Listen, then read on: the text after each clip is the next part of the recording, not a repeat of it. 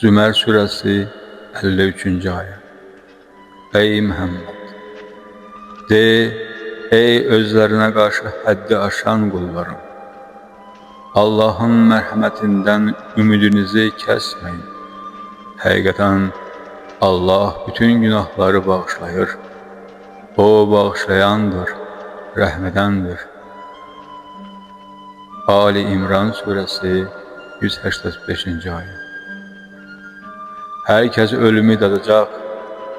Kıyamet günü əməllərinizin tam əvəzi sizə veriləcək. Kim cəhənnəmdən uzaqlaşdırılıb cənnətə daxil edilərsə, o xilas olmuşdur. Dünya həyatı isə yalnız aldadıcı bir nemətdir.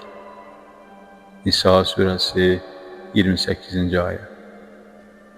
Allah sizi yüngülləşdirmək istəyir. Çünkü insan zayıf yaratılmıştır. İnsan suresi 2. 3. ayələr. Biz insanı karışık bir nütfədən yarattık ki, onu imtihana çəkik. Biz onu eşidən və görən etdik. Biz ona doğru yolu gösterdik. İster şükür etsin, ister nankör olsun. Qəmər suresi 49. ayet. Hakikaten biz her şeyi bir ölçü, bir gaza ile yarattık. En-Nisa suresi 131. ayet. Göylerde ve yerde ne varsa hamısı Allah'ındır.